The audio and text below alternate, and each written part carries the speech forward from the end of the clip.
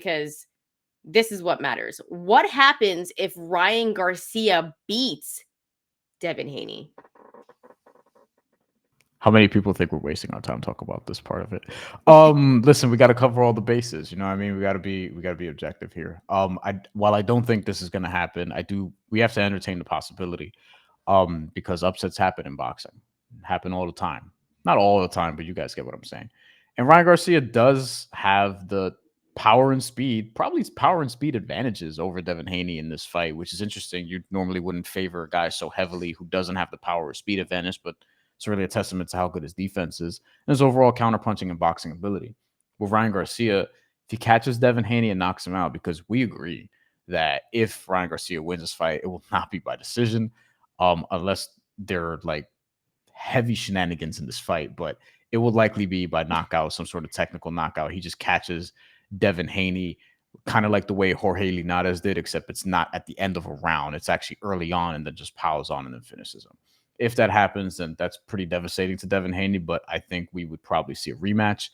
I also think Ryan Garcia, like if you think he's out of here as a star now, it would be ridiculous. Like he would be um one of the best and biggest names in the sport, like by far, with more credibility on his resume because he were to beat Devin Haney in a boxing match.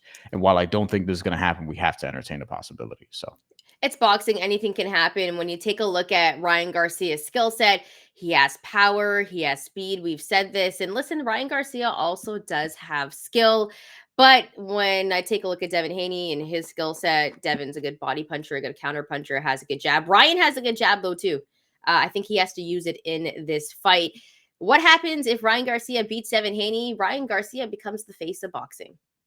Because let's be serious here, Canelo Alvarez, he's still Mexican, and we're talking about North America here. Like what happens in North America, right?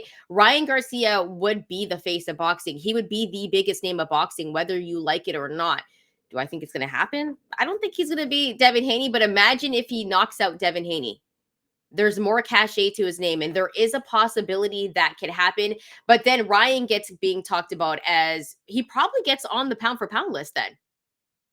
Yo, if he was to knock out Devin Haney, Ryan Garcia would definitely get on the pound for pound list. He might be 10, but he would be on there. They'll put him in the top 10, and they'll, to your point, because I get what you're saying about Canelo, because I think Canelo would still be that dude, but since Ryan is younger, he would immediately ascend as the next one. Which wouldn't be bad for boxing, to be honest with you, because he's bringing in a different fan base as well every time they watch his fights. He probably doesn't supplant Tank just because Tank beat him, but it creates buzz for a rematch, like legitimate buzz for a Tank Ryan rematch. Which, you know, at 140, Tank would still be the favorite, but yeah, at 140, that's an important distinction actually, because we know about the weight shenanigans from the last fight, and also like the money would be incredible. They would make more money in a rematch if he were to knock out Devin Haney. Like they would make more money in the Tank Ryan rematch.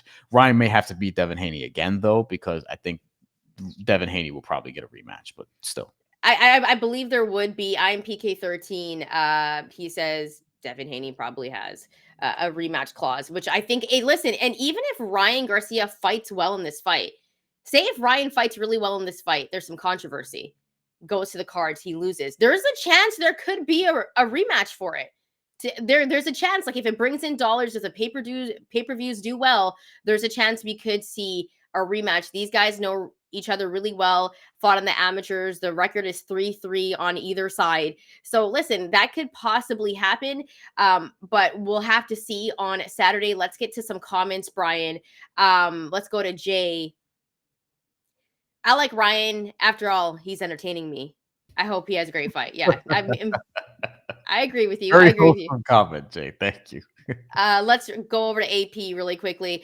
If Haney goes in there acting like he has punching power like Tank, I could see Haney getting slept. All I'm saying is I will not be surprised. AP, I agree with you. I don't think he'll get slept because we haven't seen Devin Haney that happen to him yet.